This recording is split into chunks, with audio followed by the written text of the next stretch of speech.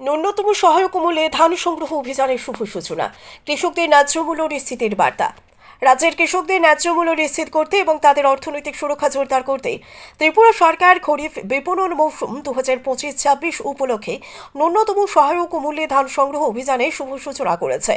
শুক্রবার উদয়পুর মহকুমার কাকরামন উচ্চ মাধ্যমিক বিদ্যালয় প্রাঙ্গণে আয়োজিত অনুষ্ঠানে প্রদীপ প্রজ্বলনের মধ্য দিয়ে কর্মসূচির উদ্বোধন করেন মুখ্যমন্ত্রী ডক্টর মানিক সাহা। মুখ্যমন্ত্রী জানান, চলতি মৌসুমে রাজ্য জুড়ে 20,710 মেট্রিক টন ধান সংগ্রহের লক্ষ্য নির্ধারণ করা হয়েছে।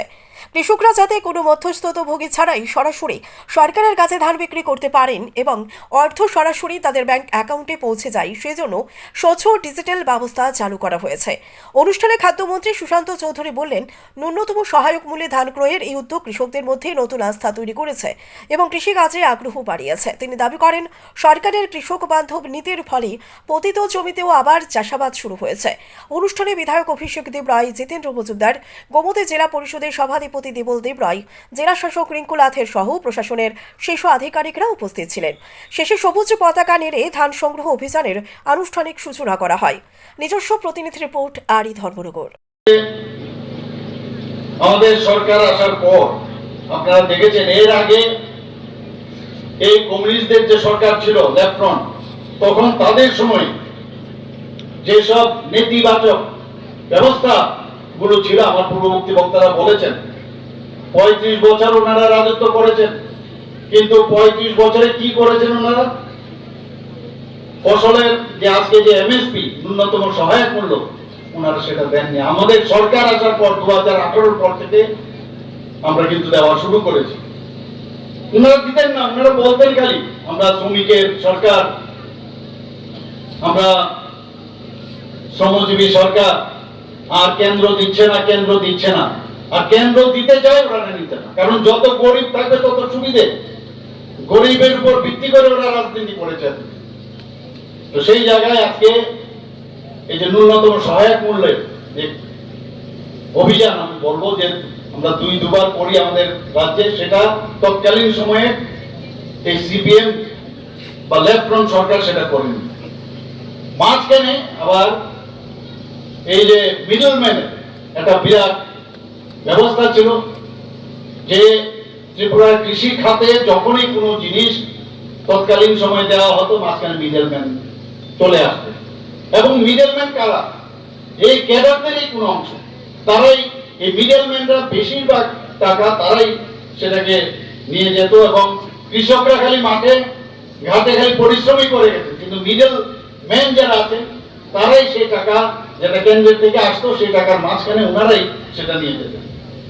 আমরা জানি যে সেচ ব্যবস্থা যদি তার দুর্বলতা থাকে, সেটাকে যদি আধুনিক পদ্ধতিতে যদি সেচ ব্যবস্থা আমরা শক্তিশালী না করে, তাহলে যে আমাদের যে কৃষির যে দ্রব্য সেটা কোনোদিন বেশি অবস্থায় বেশি পরিমাণে সেটা উৎপাদন সম্ভব নয়।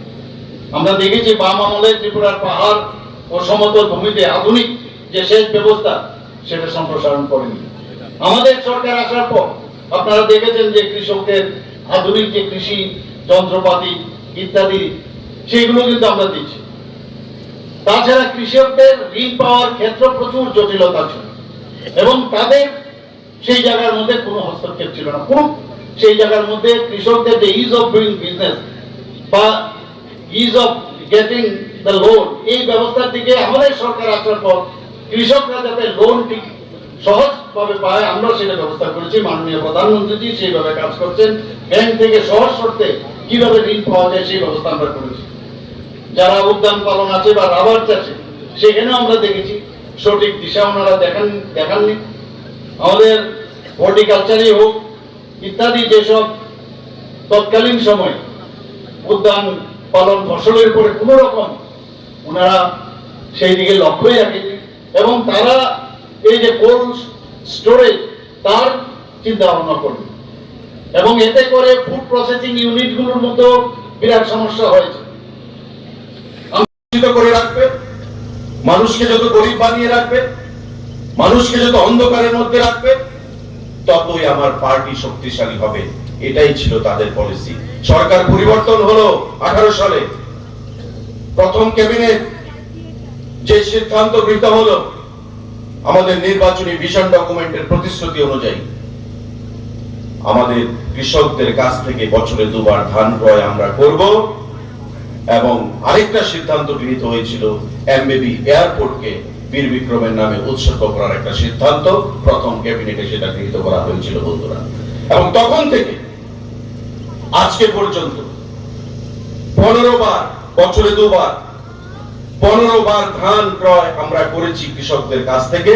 আজকে 16তম ধান ক্রয় অনুষ্ঠান আজকে আমরা সবাই মিলিত হয়েছি মাননীয় মুখ্যমন্ত্রীর উপস্থিতিতে। আমি আপনাদের প্রত্যেককে, কৃষক ভাইদেরকে বিশেষ করে তার জন্য সাধুবাদ জানাচ্ছি বন্ধুরা। এখন পর্যন্ত 2018 সাল থেকে 2,61,220 আংটি ধান আমরা ক্রয় করতে পেরেছি। কত টাকা? 529 কোটি টাকা। কোথায় গেছে? কৃষকদের অ্যাকাউন্টে গেছে। আমাদের রাজ্যে 529 কোটি টাকা কৃষকদের অ্যাকাউন্টে গেছে 18 সাল থেকে এখন পর্যন্ত। আর কত কৃষক তাতে উপকৃত হয়েছেন? 1,35,166 জন কৃষক তাতে উপকৃত হয়েছেন। এই যে টাকা 1,35,166 জন কৃষকের অ্যাকাউন্টে। অভিষেক বাবু যেটা বলে গেছেন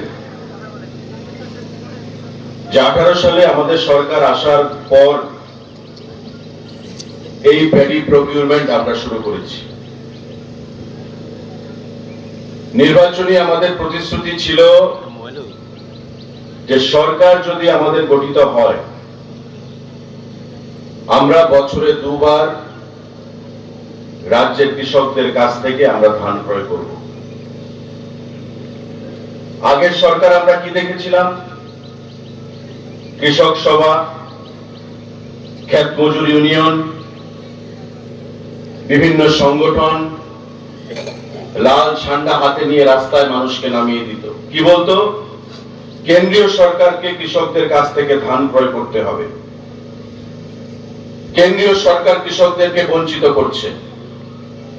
অর্থাৎ রাজ্যের সরকার রয়েছে তারা আঙুল তুলতো কেন্দ্রীয় সরকারের দিকে, কেন্দ্রীয় সরকারের বিরুদ্ধে।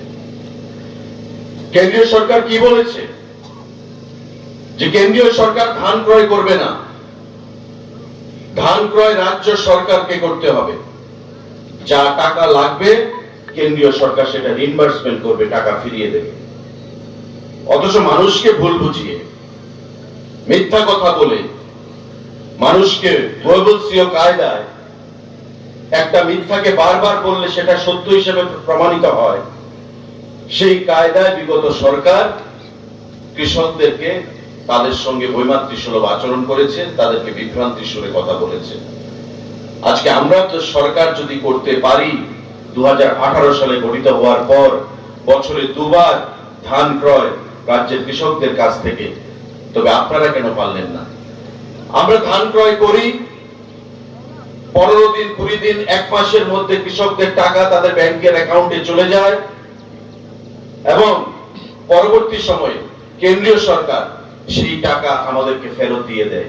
এটাই আগের সরকার, আগের মুখ্যমন্ত্রীকে, মানিক সরকারকে কেন্দ্রীয় সরকার বলেছিল যে আপনারা ধান ক্রয় করুন, রাজ্য সরকার ধান ক্রয় করুন, আমরা শুধু টাকা দেব, আমরা দায়িত্ব নিয়ে ধান ক্রয় করতে পারবো না, রাজ্য সরকারকে ধান ক্রয় করতে হবে।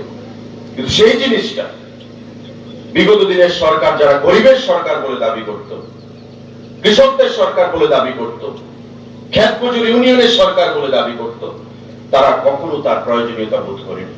মানে কি? মানুষকে বঞ্চিত করে রাখো। Deprivation is the best political policy.